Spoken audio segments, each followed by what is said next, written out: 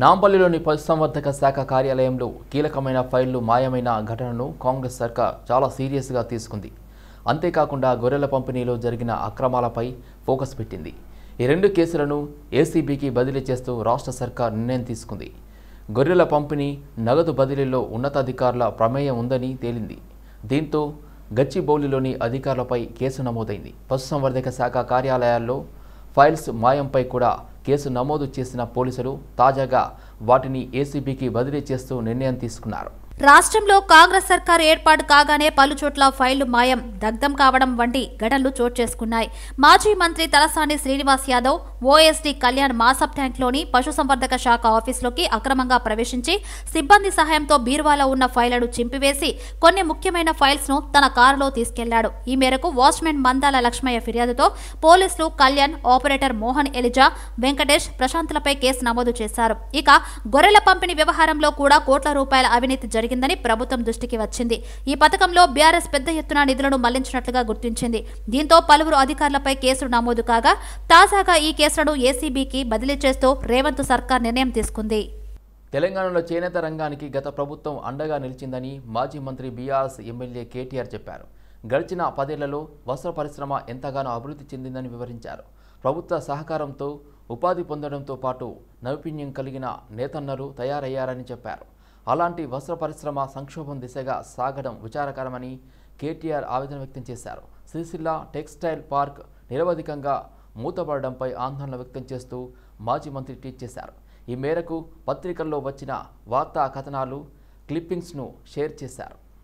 Powerloom వస్త్ర పరిశ్రమకు అండగా నిలవాలంటూ కాంగ్రెస్ ప్రభుత్వానికి మాజీ మంత్రి కేటీఆర్ విజ్ఞప్తి చేశారు. చేనేతలకు సాయంగా బీఆర్ఎస్ ప్రభుత్వం ప్రారంభించిన కార్యక్రమాలను కొనసాగించాలని, వస్త్ర పరిశ్రమను మరింత బలోపేతం చేసేందుకు చర్యలు తీసుకురావాలని కోరారు. ప్రభుత్వం వెంటనే స్పందించకపోతే వస్త్ర పరిశ్రమ తీవ్ర సంక్షోభంలో పడుతుందని కేటీఆర్ అన్నారు. హైదరాబాద్ కాచిగూడ నిమ్మోలి అడ్డాలో ఏర్పాటు చేసిన వికసిత్ భారత్ కార్యక్రమంలో కేంద్ర మంత్రి కిషన్ రెడ్డి పాల్గొన్నారు. తెలంగాణ ప్రజలు కేంద్రంలో మళ్లీ మోదీ పాలన రావాలని కోరుకుంటున్నారని కిషన్ రెడ్డి అన్నారు. కేంద్ర ప్రభుత్వ పథకాలను ఇంటింటికి చేర్చే లక్ష్యంతో చేపట్టిన వికసిత్ భారత్ సంకల్ప యాత్రలో పాల్గొని విజయవంతం చేయాలని ఆయన పిలుపునిచ్చారు. తెలంగాణలో అత్యధిక ఎంపీ సీట్లు గెలిపించాలని పిలుపునిచ్చారు. ముఖ్యంగా బ్యాంకు రుణాలపై లబ్ధిదారులకు అవగాహన కల్పిస్తున్నామని తెలిపారు. ప్రధానమంత్రి భారతీయ జన ఔషధి కేంద్రం, Aadhaar updation centre, health camp, ప్రధానమంత్రి ఉజ్వల యోజన, అటల్ పెన్షన్ యోజన తదితర స్టాల్స్ కు పెద్ద ఎత్తున జనం తరలివచ్చారు. కార్యక్రమాలు దేశమంతా కూడా నిర్వహిస్తా ఉన్నాం. అందులో ఆధార్ కార్డు లేనటువంటి వాళ్ళెవరు, అదేవిధంగా ఆయుష్మాన్ భారత్ కార్డు లేనటువంటి వాళ్ళెవరు, లేక మరి హెల్త్ కి సంబంధించినటువంటి సమస్యలు ఎదుర్కొంటున్నారు, గ్యాస్ కనెక్షన్ లేనటువంటి వాళ్ళెవరు, ఈ రకంగా తాత్కాలికంగా అక్కడికక్కడే అందరికీ దరఖాస్తులు ఇచ్చేటువంటి కార్యక్రమం మన ప్రియతమ ప్రధానమంత్రి నరేంద్ర మోడీ గారి ఆదేశాలతో ఈరోజు దేశమంతా కూడా నిర్వహిస్తా ఉన్నాం. మన హైదరాబాద్ నగరంలో కూడా ఈ కార్యక్రమాలు గత 15వ తేదీ నుంచి కూడా జరుగుతూ ఉన్నాయి. ఈ నెల అంటే జనవరి 25వ తేదీ వరకు కూడా ఈ కార్యక్రమాలు ఇదే విధంగా అన్ని బస్తీల్లో ఈ యొక్క నరేంద్ర మోడీ గారి గ్యారంటీ వ్యాన్ తో కలిసి తిరుగుతా ఉన్నాం. ఈరోజు మనకందరూ తెలుసు, నరేంద్ర మోడీ గారి నాయకత్వంలో అనేక రకాలుగా దేశం ముందుకు తీసుకెళ్లేటువంటి ప్రయత్నం చేస్తా ఉన్నాం. దేశంలో అవినీతి తగ్గించాలి, ఏదైనా సంక్షేమ కార్యక్రమాలకు సంబంధించిన నిధులు పేదవాళ్లకు అందితే మధ్యదళారి వ్యవస్థ ఉండకూడదనే ఉద్దేశంతో డిజిటల్ ట్రాన్సాక్షన్, బ్యాంకుల ద్వారా, క్రెడిట్ కార్డు ద్వారా, ఆన్లైన్ ట్రాన్సాక్షన్ ద్వారా ఈరోజు పేదవాళ్లకు మరి అందాల్సినటువంటి 100కు 100% ప్రభుత్వ సహకారము వారికి అందించేటువంటి కార్యక్రమం కొనసాగిస్తుంది. ప్రతి ఒక్కరు కూడా ఈ పథకాలు చెందాలనే ఉద్దేశంతో ఈ వికసిత్ భారత్ సంకల్ప యాత్ర చేయడం జరుగుతా ఉంది. దీంట్లో భాగంగా ఎస్బీఐ బ్యాంక్ ఆఫీసర్స్ మరి అలాగే వివిధ డిపార్ట్మెంట్లు వాళ్ళందరూ కూడా ఇక్కడ క్యాంపు ద్వారా ఇక్కడ ఏర్పాటు చేసి ప్రజలకు సేవలు అందిస్తా ఉన్నారు. దాంట్లో కొన్ని మనం కొన్ని చెప్పుకుంటే మరి ఈ విధంగా ఉజ్వల యోజన అనేది ఏదైతే ఒక గ్యాస్ స్కీమ్ ఉందో మరి మొత్తం దేశం అంతటా కూడా ఇప్పటి వరకు దాదాపు 1 కోటి మహిళలకు పైగా ఈ గ్యాస్ కనెక్షన్ ఇవ్వడం జరిగింది కేంద్ర ప్రభుత్వం ద్వారా. అలాగే ముద్రా స్కీమ్స్, ముద్రా లోన్లు గురించి మనం చెప్పుకుంటే దాంట్లో 3 రకాల లోన్లు ఉన్నాయి. శిశు, కిషోర్, తరుణ్. ఒకటి 50,000 రూపాయలకు సంబంధించింది, తర్వాత కిషోర్ 50,000 నుంచి 2 లక్షలకు సంబంధించింది, మన తరుణ్ అనేది 50,000 నుంచి 5 లక్షల పైకి సంబంధించింది. అలాగే ఆయుష్మాన్ భారత్ అని చెప్పేసి దాదాపు 18 ఏళ్ల నుంచి 59 ఏళ్ల వరకు కూడా భారతదేశంలో ప్రతి ఒక్కరికి దానికి అర్హులైన వారికి ఒక మెడికల్ స్కీమ్స్ 5 లక్షల వరకు వారికి రుణమాఫీ ఒక ఆయుష్మాన్ భారత్ లో చేయడం జరుగుతుంది. అలా చూసుకుంటే ఎన్నో దాదాపు 300 పైన స్కీమ్లు వాళ్ళ బడుగు బలైన వర్గాలకు, పేదలకు కేంద్ర ప్రభుత్వము 2014 తర్వాత చేయడం జరిగింది. అవన్నీ కూడా కింది స్థాయి వరకు అందరికీ చేరే విధంగా ఈ యొక్క వికసిత్ భారత్ సంకల్ప యాత్ర ద్వారా ఒక ప్రయత్నం జరుగుతూ ఉంది. దాంట్లో మేము కూడా అందరం పాల్గొని ఇక్కడ వాలంటీర్గా పనిచేస్తూ ఉన్నాము. అయోధ్యలో రామ మందిర ప్రారంభోత్సవం మోడీ ఫంక్షన్ అని కాంగ్రెస్ అగ్రనేత రాహుల్ గాంధీ అభివర్ణించారు. భారత్ జోడో న్యాయ యాత్రలో భాగంగా నాగాలాండ్ రాజధాని కోహిమార్లో రాహుల్ మీడియాతో మాట్లాడారు. జనవరి 22వ తేదీని ఆర్ఎస్ఎస్, బీజేపీలు పూర్తిగా రాజకీయ కార్యక్రమంగా, మరి ముఖ్యంగా మోడీ ఫంక్షన్లా మార్చాయి. అందుకే ఆ ప్రోగ్రాంకి వెళ్లడం లేదు అని చెప్పారు. కాంగ్రెస్ అన్ని ఆచారాలు, మతాలను గౌరవిస్తుందని తెలిపారు. హిందూ మత విశ్వాసాలను పాటించే కొంతమంది పెద్ద అధికారులు కూడా రామ్లల్లా ప్రతిష్టాపన ప్రోగ్రాంను పొలిటికల్ కార్యక్రమంలో భావిస్తున్నారు. వారి అభిప్రాయాన్ని బహిరంగంగా వ్యక్తపరిచారు. కాబట్టి మోడీ, ఆర్ఎస్ఎస్ చుట్టూ తిరిగే వేడుకకు మేము వెళ్లడం కష్టం అని స్పష్టం చేశారు. పెరుగుతున్న విద్యుత్ డిమాండ్ను దృష్టిలో ఉంచుకుని టీఎస్ఎస్ పీడీసీఎల్ ఒక పద్ధతిని రూపొందించింది. Managing director Musharraf Farooqui, director operations J Srinivas Reddy, theatre Hyderabad CGM NG విద్యుత్ లైన్లు, సబ్ స్టేషన్ల నిర్వహణ, మరమ్మత్తు పనులకు సంబంధించిన పద్ధతిని రూపొందించారు.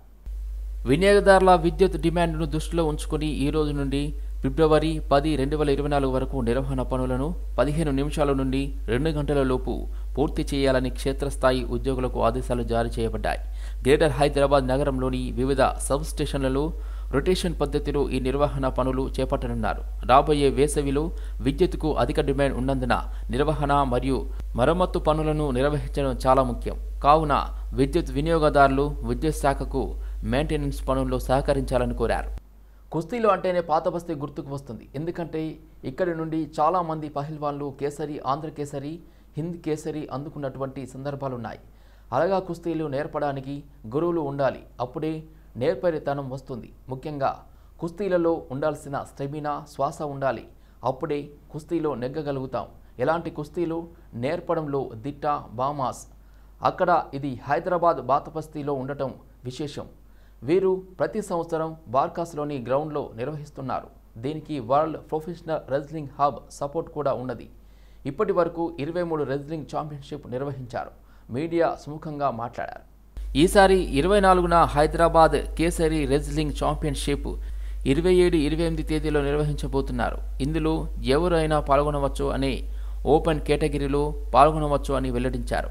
ఈ నెల 25న తమ పేర్లు నమోదు చేసుకుని పాల్గొనాలి అన్నారు. ఈ కార్యక్రమానికి ముఖ్య అతిథిగా Sangram Singh actor and international Indian wrestler brand ambassador WPWH, Farveen Gupta founder WPWH, Bhupesh Kumar international wrestling coach, వీరితో పాటు Hyderabad amateur wrestling association president Santosh Yadav, vice president Shailender Singh, general secretary Nasheer Kuleki, joint secretary Lingam, vice president Kiran Yadav, Mohammed Aslam, tournament secretary Khalid bin Mohammed Bamas తదితరులు ఉంటారు అని అన్నారు. ఈ రెజ్లింగ్లో ఎంతోమంది పెద్ద పెద్ద పైల్వాన్లు వెళ్ళినారు. బార్కాస్ నుంచి కానీ, హైదరాబాద్లో కానీ, సిటీలో ఓల్డ్ సిటీకి మొత్తం పెద్ద పెద్ద పైల్వాన్లు వెళ్ళినారు. ఈ పైల్వాన్లకు గవర్నమెంట్ గుర్తించి ఉద్యోగాలు ఇవ్వాలని చెప్పి మా రేవంత్ రెడ్డి గారికి, సీఎం గారికి నేను ఒక్కటే విజ్ఞప్తి కోరుకుంటున్నాను. ఈ హైదరాబాద్ డిస్టిక్లో చాలా పైల్వాన్ అనేది చాలా పెద్ద ఎత్తున జరుగుతుంది. ఏ గేమ్ లేదు.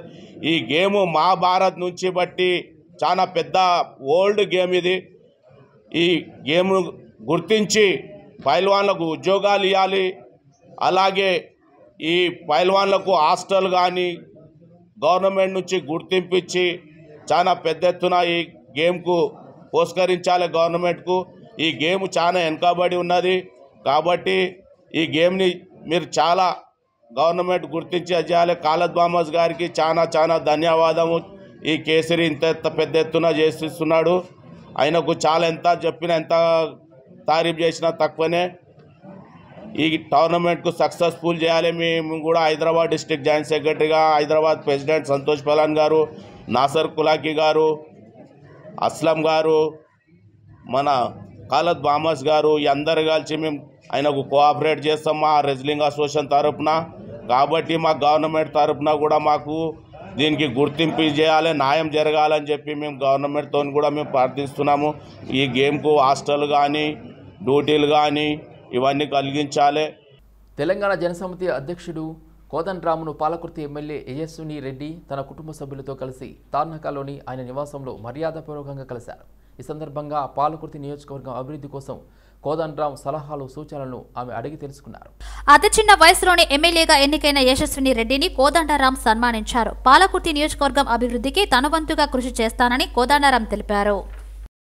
ప్రముఖ దివంగత గాయకులు అయిన మహమ్మద్ రఫీ, కిషోర్ సింగ్, ముఖేష్ ఆలపించిన గీతాలను మెలోడీ మ్యూజికల్ ఆర్కెస్ట్రా ఆధ్వర్యంలో రవీంద్ర భారతిలో వీణుల విందు చేశారు.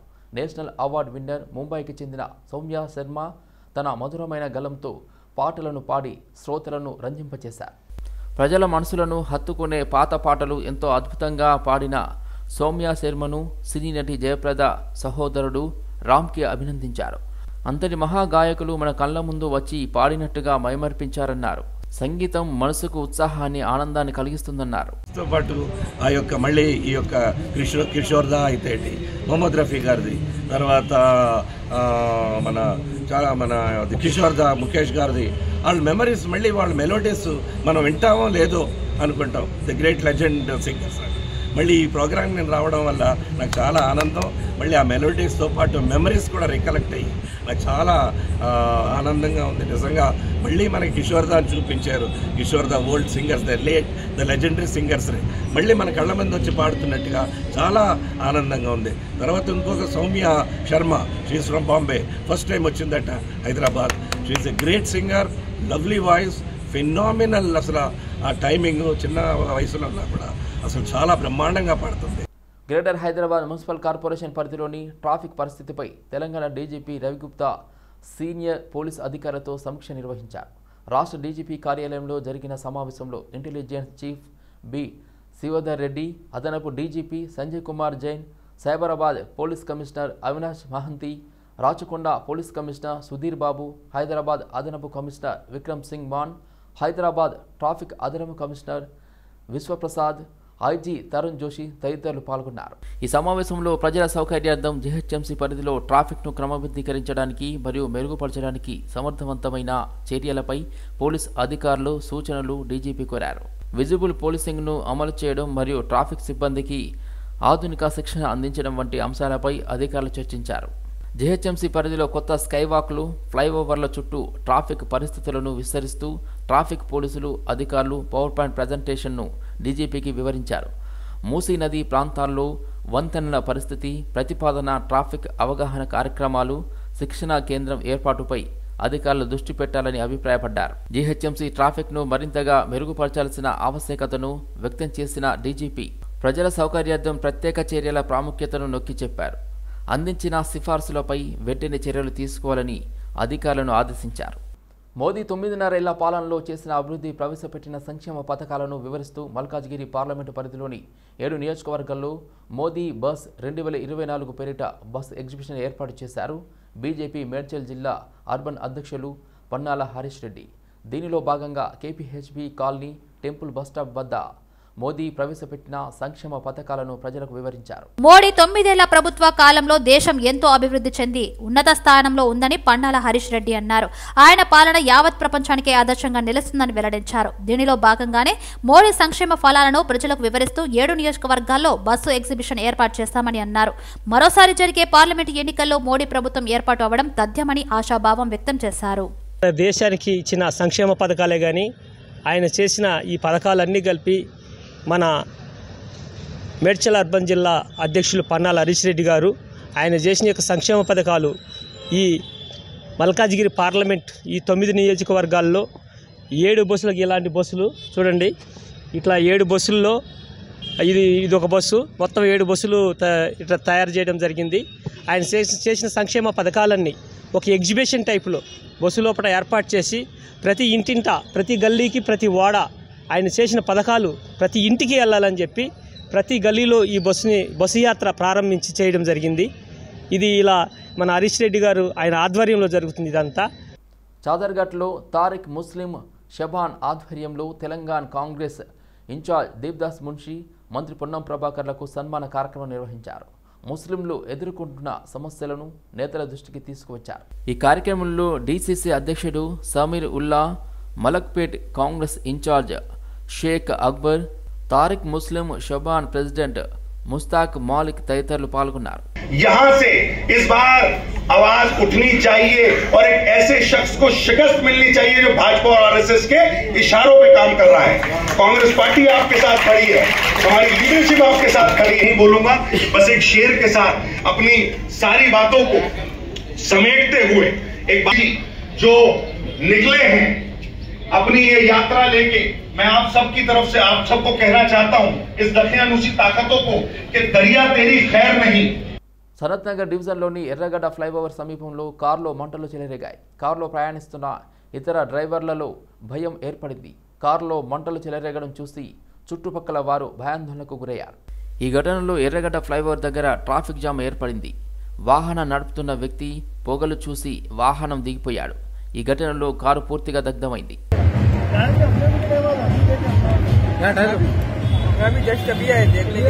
कैसा लगे आज? कितनी देर हुआ ये लगे? 10 मिनट हो रहा. ये एरिया कौन सा है? सनत नगर. एरागड्डा ब्रिज के नीचे. सनत नगर पीएस लगता है इधर. सनत नगर पीएस लगता है. अरे पुलिस वालों को फोन करे भेजने बोले. Fire department Telangana BJP MLA Raja సింగ్కు బెదిరింపు ఫోన్ కాల్స్ వచ్చాయి. శ్రీరామ శోభాయాత్ర నిర్వహిస్తే చంపేస్తామని ఫోన్ చేసి బెదిరించారు. ఈ ఫోన్ కాల్స్ పట్ల రాజా సింగ్ ధీటుగా స్పందించారు. ఫోన్లో బెదిరించడం కాదు, దమ్ముంటే నేరుగా వచ్చి తనను ఎదుర్కోవాలని సవాల్ విసిరారు. ఈ మేరకు రాజా సింగ్ వీడియో విడుదల చేశారు. ఈ నెల 22న అయోధ్యలో రామ మందిరం ప్రాణ ప్రతిష్ఠ కార్యక్రమం జరగనున్న నేపథ్యంలో బెదిరింపులు రావడం ప్రాధాన్యత సంతరించుకుంది. రాజా సింగ్ కు గతంలోనూ బెదిరింపు కాల్స్ వచ్చాయి. బెదిరింపులపై అప్పటి డీజీపీ అంజనీ కుమార్ కి ఆయన లేఖ కూడా రాశారు. అంతేకాదు తనకు పాకిస్తాన్ నుంచి కూడా బెదిరింపు కాల్స్ వస్తున్నాయని రాజా సింగ్ వెల్లడించారు. గుర్తు తెలియని ఫోన్ నంబర్ల నుంచి ఫోన్ కాల్స్ వచ్చినట్టు తెలుస్తుంది. దీనిపై లకిడీ కపూల్లోని తెలంగాణ డీజీపీకి గోషామహల్ ఎమ్మెల్యే రాజా సింగ్ ఫిర్యాదు చేశారు.